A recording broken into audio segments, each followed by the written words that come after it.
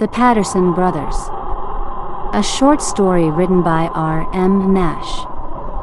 Ned and Seal slowly move up the mountain, past a hurricane of snow-filled wind. The Paterson brothers rode atop their horses, which were struggling to march through the deep snow.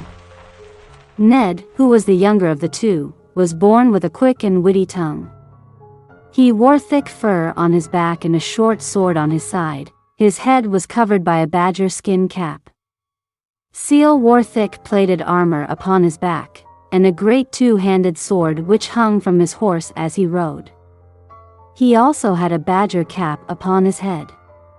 They were fleeing up the mountain from the dark city to come to the place of their birth and prey. Just up there.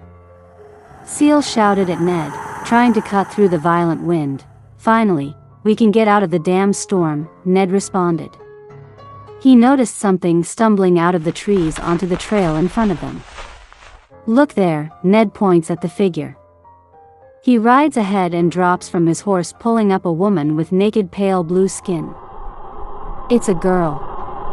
Ned shouts back at Seal, wrapping his cloak around the nude woman. Seal rides up beside them, falling from his horse, and taking Ned's, keeping it still. "Take her to the house, I'll take the horses," he exclaims. Ned attempts to carry the girl to the house, as quickly as possible. He only looks back to notice his brother struggling with their steeds as if something was startling them. Pulling the door open, Ned quickly moves inside, slamming it shut behind them. He sets the girl down in front of the fireplace and eagerly lights it, to warm the house. He sits next to her, holding her close to try to warm her. "You know, you're lucky I brought you in here instead of my brother. He doesn't know how to warm women. He'd rather warm other men. Me, on the other hand, I think you'll find I am quite skilled in this matter," Ned says, attempting to seduce the poor girl. "Why were you out in this weather in the nude, girl? Was someone or something chasing you?" The girl did not speak. Instead, she rested her head on his chest. He can feel her cold skin burn through her shirt, and he quickly moves her closer to the fire. "I hope my brother takes his time. I pray to get to know you in a more personal way," he says, looking down at her. Seal pulled the horse toward the house with no success. They screamed and kicked toward the tree line until Seal could not hold them anymore. He pulls his sword down from his steed, and curses at them as his fingers fall loose, letting them run off into the snow. He then hears a new noise come from behind him. The noise was covered up by the sound of the wind and horses before. With a crash, a massive troll-like beast bursts past the trees and begins to attack Seal. He leaps out of the way of the troll's attack, holding his sword up to ready his own attack. The troll's body was a mess of boils and rotting mutations. Its face was swollen and black pus oozed from its mouth. Its pale body waddled as it walked toward Seal. With a quick slash at the beast, Seal removes its stubby fingers as it attempts to protect itself from his attack. The troll screams in pain and stumbles back, holding its hand tight. Seal hacks away at the beast's hide, cutting large deep gashes into its back, exposing red blood and white bone under its swollen skin. With a quick move, the troll brings its already damaged arm to meet Seal's sword. To Seal's shock, his sword gets lodged into the beast's bone. A look of worry takes his face as he watches the troll's other hand clench into a fist and connect with his jaw, which sent Seal flying through the air, splashing into the snow. Seal sits himself up and reaches to rub his jaw where he had been punched, but with horror he doesn't immediately find it. His jaw swung to the side, dislocated, and with a gargled scream he attempted to pull it back into place.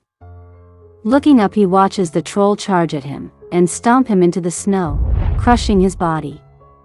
He had held his hand out in reflex to hold back the beast, so his arm was squished into his chest. Blood exploded from his mouth as he attempted to scream.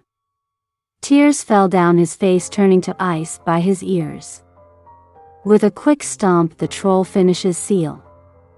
The beast turned to look at the faint fire-like glow through the window of the house. Ned was caressing the woman's ear, lightly massaging it with his fingertips, trying to draw arousal from her. "Why don't you speak, my dear?" Ned asked, pulling the girl's chin up so he could look her in the eye. They were an odd light green color, which contrasted with her pale blue face. She had no flush in her cheeks, no warmth at all. She pulls her head down and looks at the fire, as it almost supernaturally grows with more intensity. He wasn't able to see her face when she did this, but she finally spoke. "I have a brother too, my lord." "Is that so? We can take you to him when the storm clears if you wish," Ned remarked. "No, he's coming here." "What do you mean?" Ned said. He started to look worried, as the image of her eyes moved about in his head. A loud roar persists through the storm outside. "There he is," she said, still looking at the fire as it grew rapidly, consuming all the wood within and yet still burning. Ned stood up and drew his sword, aiming it at her. She stood in front of the fire, his cloak falling to the floor, revealing her pale naked form. She smiled with a mouth of needle-like teeth which were almost unnaturally thin and packed together in her mouth. Her fingers twist and stretch, almost appearing as spider legs. She was a vampire. Her green eyes flicker and glow as the fire raged behind her, her mouth spread open exposing rows of wicked teeth. The vampire flashes forward burying her jaws deep into Ned's neck, ripping a massive chunk of his flesh from his body.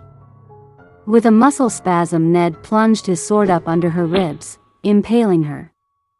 He falls down dead, as blood sprays from his open neck. His sword slides from her thin body leaving an open bloodless hole in her, which quickly closes. She was able to heal from the taste of his flesh, and color returned to her skin as she began to feast on the rest of him.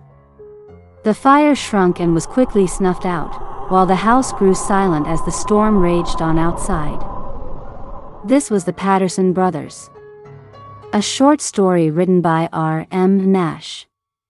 Please leave a like and subscribe to hear the next story.